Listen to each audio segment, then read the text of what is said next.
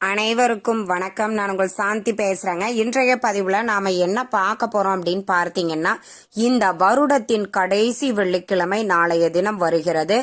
அந்த நாள் அன்று சக்தி வாய்ந்த இந்த ஒரு தீபத்தை ஏற்றுங்கள். இந்த மாதம் மட்டும் இல்லைங்க, வரப்போகக்கூடிய புத்தாண்டு முழுவதும் பணவரவு அதிகரித்து கொண்டே இருக்கும். அந்த அளவுக்கு ரொம்பவே அதிசக்தி வாய்ந்த ஒரு தீபத்தை தான் நான் உங்களுக்கு சொல்ல போறேன். இந்த தீபத்தை எப்படி ஏற்ற வேண்டும், இந்த தீபத்தை ஏற்றுவதனால் ஏற்படக்கூடிய நன்மைகள் என்னென்ன அப்படிங்கறத பத்தி தான் இந்த பதிவுல நாம தெளிவாக பார்க்க போறோம்.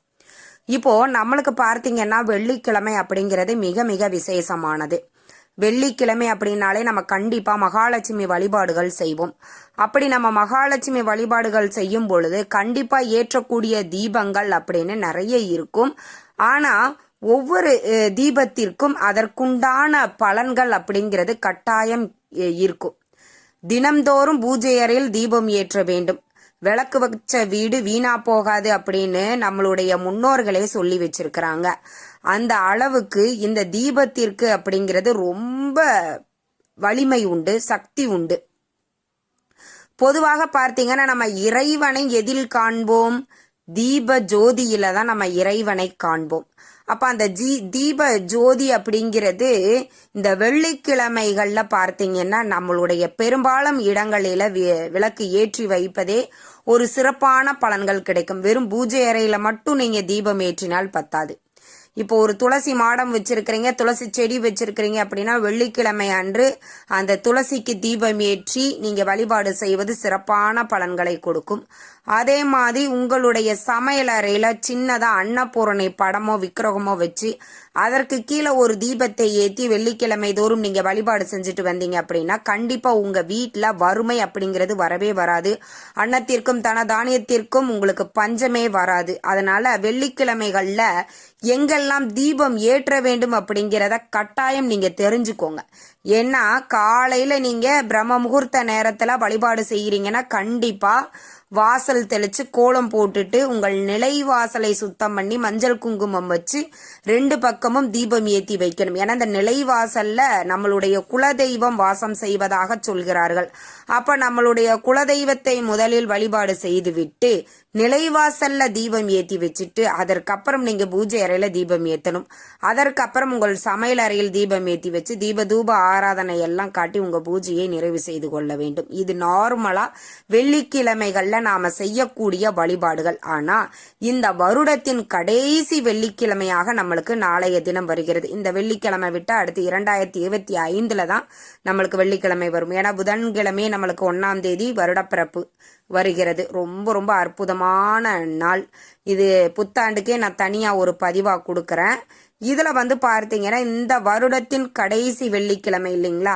அப்ப நம்ம சிறப்பான ஒரு தீபத்தை ஏற்றி மகாலட்சுமி தாயை நாம வழிபாடு செய்யும் பொழுது நிச்சயம் மகாலட்சுமியினுடைய அருள் நம்மளுக்கு கிடைப்பதோடு நம்முடைய வீடுகளில் செல்வ வளம் பெருகுவதற்கும் மகாலட்சுமியின் அருள் கிடைப்பதற்கும் இந்த ஒரு தீபத்தை ஏற்றி நீங்க வழிபாடு செய்யும் பொழுது கண்டிப்பா அது நடக்கும். என்ன தீபம் ஏற்ற வேண்டும் அப்படின்னா, ஒரு மண் அகல் விளக்கு வச்சுக்கோங்க. இல்ல எங்க வீட்டுல காமாட்சி விளக்கு இருக்குது, நான் அதிலேயே ஏத்திக்கிறேன் அப்படின்னாலும் பரவாயில்ல. நெய்யோ நல்லெண்ணெயோ ஊத்திக்கோங்க. ஏன்னா வெள்ளிக்கிழமை அன்று நெய் தீபம் ஏற்றுவது மிகச்சிறப்பான பலன்களை உங்களுக்கு கொடுக்கும்.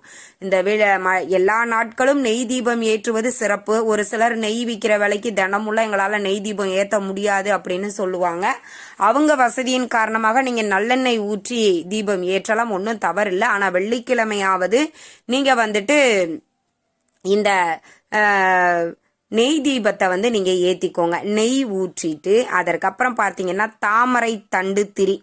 இதை நான் நிறைய பதிவுல சொல்லியிருக்கேன். ஏன் இந்த தாமரை தண்டு திரிய நான் சொல்றேன் அப்படின்னா, லட்சுமி தேவி தாமரை மேல்தான் அமர்ந்திருப்பாள். அப்போ அவளுக்குண்டான அந்த தாமரை தண்டு திரியில் நாம தீபம் ஏற்றும் பொழுது மகாலட்சுமி மனமுகர்ந்து நம்மளுடைய வேண்டுதல்களை நிறைவேற்றுவாள் அப்படிங்கிறது ஐதீகம். வாய்ப்பு இருக்குது அப்படிங்கிறவங்க எல்லாருமே இந்த தாமரை தண்டு திரிய வாங்கி வச்சுக்கோங்க. ஒவ்வொரு வெள்ளிக்கிழமையுமே இப்ப நான் சொல்லக்கூடிய இந்த தீபத்தை தாராளமாக ஏற்றலாம். நாளைய தினத்துல வரக்கூடிய வெள்ளிக்கிழமை அன்றுதான் இந்த தீபம் ஏற்ற வேண்டும் அப்படின்னு எந்த ஒரு அவசியமும் இல்லை. வாரம் வெள்ளிக்கிழமை இந்த தீபத்தை நீங்க ஏத்துங்க, செல்வ செழிப்பு ஏற்படும். இப்ப தாமரை தண்டு திரி போட்டு தீபம் ஏத்தியாச்சு. இந்த தீபம் இந்த எரியக்கூடிய தீபத்துல இன்னொரு பொருளை நம்ம சேர்த்தணும். என்ன அப்படின்னா ஜவ்வாது. இந்த ஜவ்வாது அனைத்து தெய்வங்களின்க்கு ஒரு விருப்பமான உகந்த ஒரு வசிகம் அப்படின்னே சொல்லலாம். அந்த அளவுக்கு ரொம்ப ஒரு சக்தி வாய்ந்தது இந்த ஜவ்வாது. இது இப்ப பேஸ்டாவும் கிடைக்குது, பவுடராவும் கிடைக்குது. உங்க ஊர்களில் எது கிடைக்குதோ அதை வாங்கிக்கோங்க.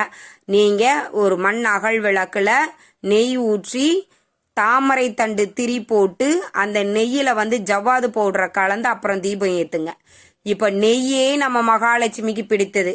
தாமரை தண்டு திரியும் மகாலட்சுமிக்கு உகந்தது. மகாலட்சுமிக்கு உகந்தது வாசனை நிறைந்தது.